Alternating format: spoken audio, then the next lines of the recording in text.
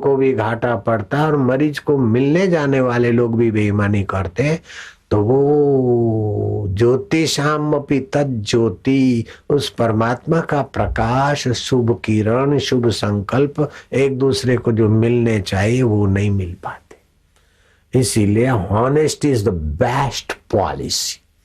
अच्छे आदमी को खबर पड़ गए कि तुम बीमार हो या मैं बीमार हूं, तो अच्छे आदमी को हमारे लिए जो सद्भाव है उसकी सिंपैथी भी हमको बीमारी से ऊंचा उठाएगी।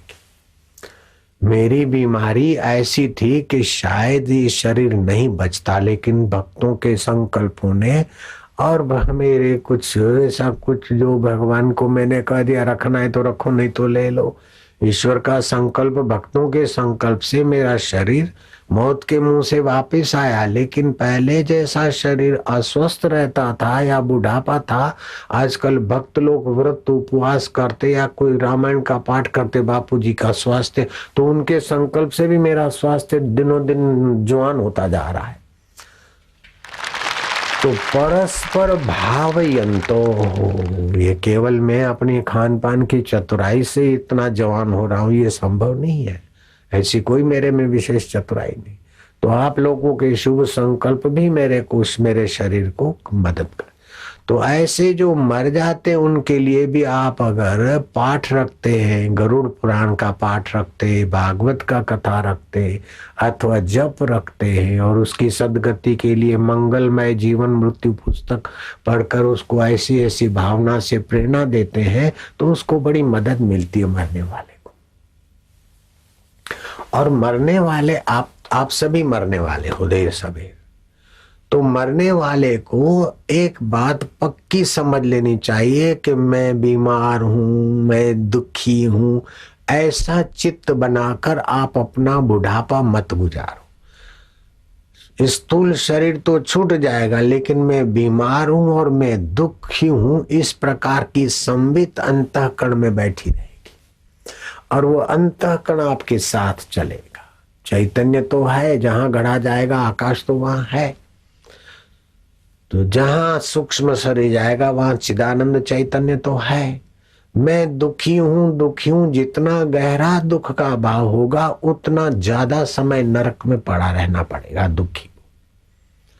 जितना रुग्ण हूं, बीमार हूं ये अपने में थोपते जाओगे, उतना ही ऐसे ही गंदी जगहों में, रुग्ण जगहों में पड़े रहोगे। तो भीष्म जी ने मरने की विधि बता दी कि ऐसा मरो कि सरसैया पर पड़े हो और बाणों की पीड़ा है, फिर भी मरते समय भगवान अच्युत का चिंतन करो और प्राण की धारणा की। और ऐसी धारणा की प्राणवायु की कि सारे बाण अपने आप निकलते गए और घाव भरते गए। भीष्म जी कोई साधारण व्यक्ति नहीं थे, इच्छा मृत्यु का उनको वरदान मिला था और अपने पिता की प्रसन्नता के लिए आजीवन ब्रह्मचर्य रखने का उन्होंने ठान लिया था। ऐसे भीष्म जी जिनको मिलने के समय तो महाराज देवर्षि नारद वहां आए हैं उनकी मृत्यु की निकटता देखकर, भगवान कृष्ण और युधिष्ठिर और पांचों पांडव वहां हाजिर है। इतना ही नहीं,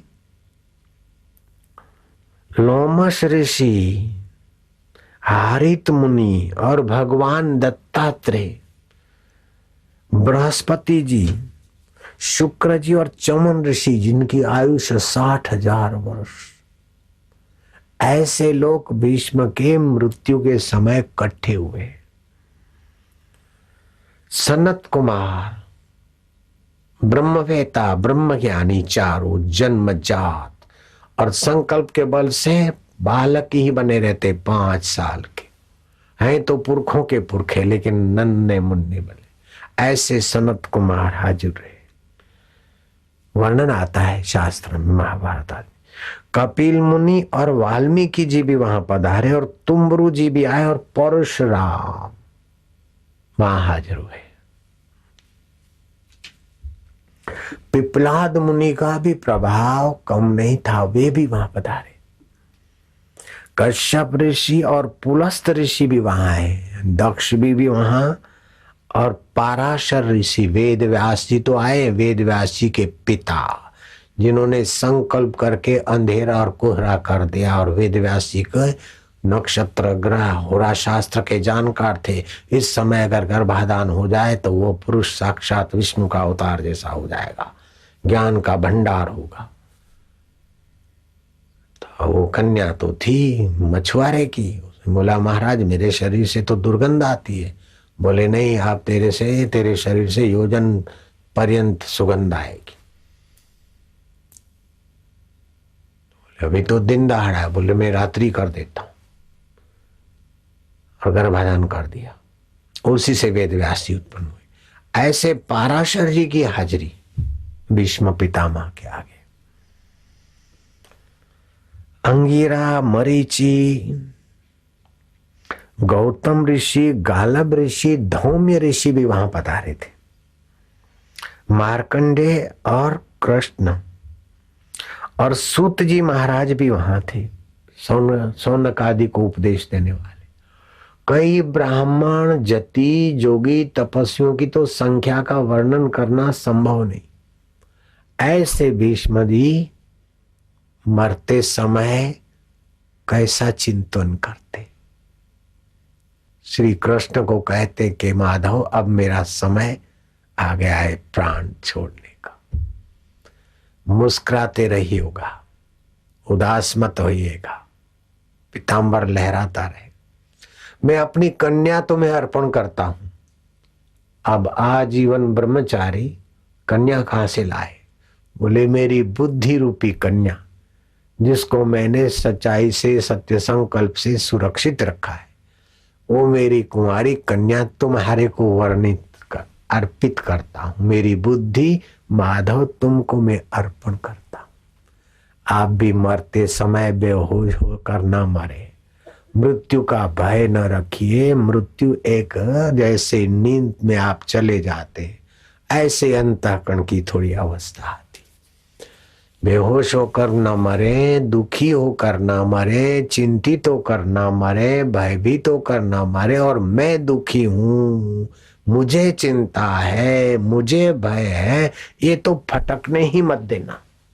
भय है तो मन को है, चिंता है तो मन को है, पीड़ा है तो शरीर को है।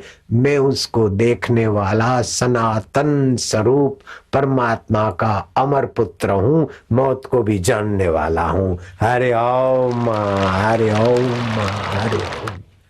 आज का उत्तरायण आपके लिए सदा का उत्तरायण बन जाए। गांठ बांध लो। जैसा चिंतन के संस्कार होते ऐसी गति होती है, जैसे कर्म होते जैसा चिंतन होता है ऐसी गति होती है। तो कर्म उन्नत करो, संग उन्नत करो, चिंतन उन्नत रखो। और उन्नत चिंतन दक्षिणायन हो चाहे उत्तरायण हो आपको उन्नत करेगा। लेकिन जिसने उन्नत चिंतन किया है, उन्नत कर्म है और उत्तरायण को ही जाता है तो विशेष सुविधा होती है। अगर दक्षिणायन को जाता है तो उतना समय वहां के दक्षिणायन अधिष्ठाता देवता के यहाँ पड़ा रहना उसकी अपेक्षा यही पड़े हैं सरसैया पर। जैसे अभी जाना है जहाज में, लेकिन जहाज आधा 1 घंटा लेट है, तो अब वो एयरपोर्ट पे जहाज के लिए ताके, इससे तो अपने घर में ही रहे, क्या फर्क पड़ता है, अपने शरीर में ही रहे।